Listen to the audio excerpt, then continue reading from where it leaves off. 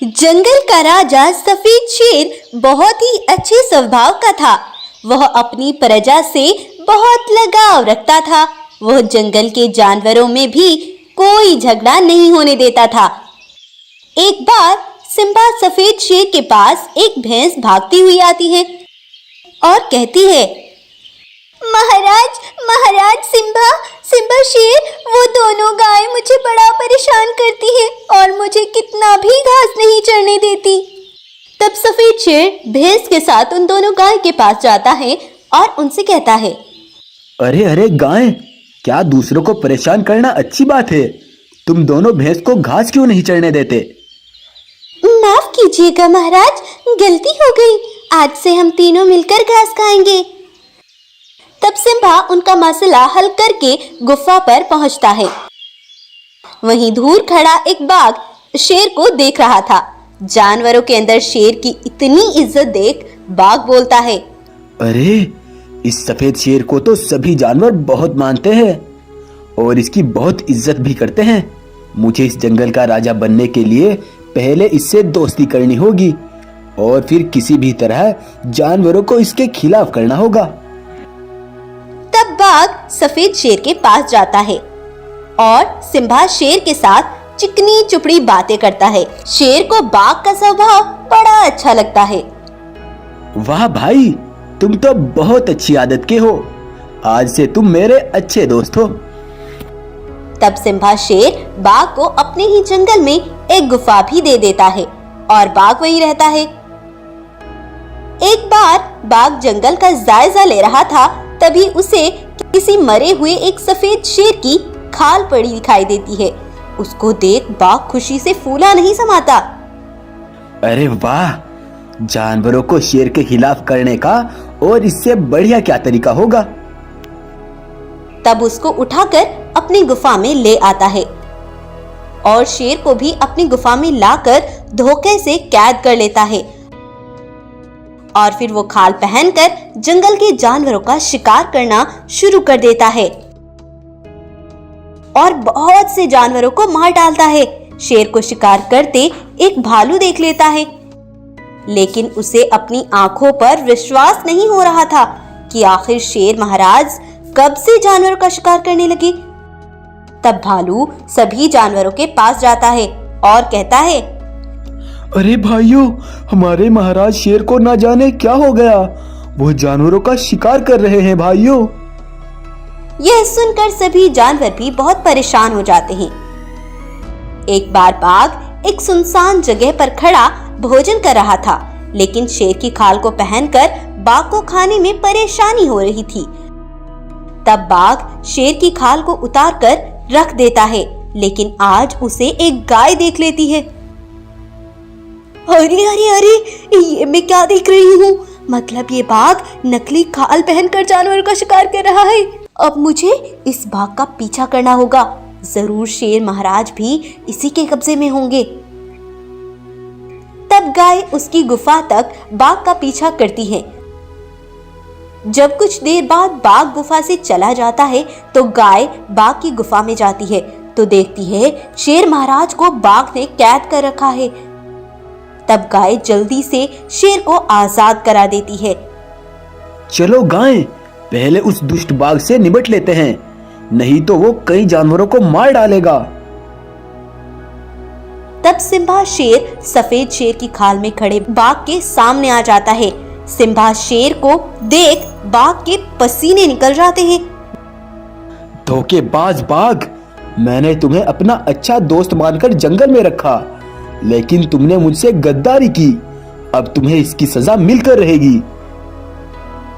तब शेर बाघ के ऊपर से वह खाल उतार देता है और उसको मार मार कर अधमरा कर देता है। तब बाघ मुश्किल से अपनी जान बचाकर वह जंगल छोड़कर भाग जाता है और अब फिर से सभी जानवर अपने राजा सिम्बा शेर के साथ फिर से खुशी खुशी रहने लगते हैं। तो अगर आपको आज की हमारी कहानी इंटरेस्टिंग लगती है तो इस कहानी को लाइक, शेयर एंड सब्सक्राइब जरूर करें। एक जंगल में बहुत ही खतरनाक और जालिम बाघ रहा करते थे। वो सभी बहुत ताकतवर और साथ ही साथ बड़े बेरहम भी थे। वो किसी भी मासूम जानवरों को अपना शिकार बना लेते थे। कोई भी जानवर उनका मुकाबला नहीं कर सकता था। एक बार कहीं से चलता चलता एक सफेद शेर उनके जंगल में पहुंच जाता है। तभी उसे वह बाघ दिखाई देते हैं। तब सफेद शेर उनके पास जाता है। सफेद शेर को देख एक बाघ बोलता है, अरे ओए सफेद शेर, तुम कौन हो? क्या तुम्हें अपनी जान प्यारी नहीं है जो तुम मुंह उठाकर यहाँ चले आए? नहीं महाराज, मैं बहुत दूर से यहाँ आया हूँ। मुझे तुम्हारी मदद चाहिए। कैसी मदद? बताओ, क्या बात है? मेरा नाम सिम्बा शेर है। कुछ दिन पहले ही कुछ शेरों ने मेरे पिता को जान से मार डाला था। अब मैं चाहता हूँ कि अब मैं उनसे अपना बदला लूं। तुम उन शेरों को मारकर अपना शिकार कर लेना और मुझे भी अपना बदला मिल जाएगा। तब बाघ दूसरे बाघ से कहता है, अरे ये शेर तो काम का लगता है। इसकी मदद से हम बहुत से शेरों का शिकार कर पाएंगे। ठीक है सफेद शेर, हम तुम्हारा बदला जरूर लेंगे। चलो हमें उनके पास ले चलो। नहीं नहीं, अभी नहीं, अभी वो कहीं गए हुए हैं। कुछ दिन बाद मैं तुम्हें उनके पास ले जाऊंगा। तब कुछ दिन सिम्बा शेर वहीं रुकता है। अगले दिन सिम्बा शेर एक बाघ के पास जाता है और कहता है, सुनो बाघ भाई, यहाँ तो बैठे बैठे बोर हो रहे हैं। चलो कहीं टहलने चलते हैं। तब वो दोनों टहलने चल देते हैं और कुछ दूर चलकर सुनसान जगह पहुंचकर सिम्बा पीछे से बाघ पर हमला करके उसे जान से मार डालता है। अगले दिन सिम्बा फिर से एक बाघ के पास जाता है और उसे भी टहलने के लिए बोलता है और आज फिर सिम्बा एक और बाघ को धोखे से मार डालता है। इसी तरह कुछ ही दिनों में सिम्बा बहुत से बाघ को मार डालता है। अरे भाई, ये सभी बाघ कहाँ गायब हो गए हैं? मुझे तो कुछ गड़बड़ लगता है। जब से ये शेर यहाँ आया है तभी से सभी बाघ गायब हैं। जरूर ये इसी का काम है। तब सफेद शेर गुस्से से उन दोनों बाघ को भी जान से मार डालता है। मैंने कसम खाई थी कि एक ना एक दिन मैं तुमसे बदला लेकर रहूंगा। सिम्बा की ये बातें पास में खड़ा एक हाथी सुन रहा था। तब वो सिम्बा के पास आकर बोलता है, बेटा, तुमने इन बाघों को क्यों मारा है और तुम किस बदले की बात कर रहे हो? हाथी, अब से कुछ साल पहले जब मैं 5 साल का था, मेरे पिताजी एक जंगल के अच्छे राजा हुआ करते थे। वो कभी अपने जानवरों को कोई नुकसान नहीं पहुंचाते थे। वो सभी जानवरों को अपनी जान से भी ज्यादा बढ़कर चाहते थे। एक बार हमारे जंगल में ये सभी बाघ घुस आए और इन्होंने एक मासूम भैंस को मार डाला। भालू ये सब देख भागता हुआ मेरे पिताजी के पास पहुंचा। महाराज महाराज, हमारे जंगल में कहीं से कुछ बाघ घुस आए हैं और उन्होंने एक भैंस को भी जान से मार डाला है। क्या? उनकी इतनी मजाल? मैं उन्हें जिंदा नहीं छोड़ूंगा। तब पिताजी जल्दी से उनके पास पहुंचे। वो सभी बाघ जानवरों के पास ही खड़े थे। आखिर तुम कौन हो और यहाँ क्या करने आए हो? हम यहाँ जानवरों का शिकार करने आए हैं।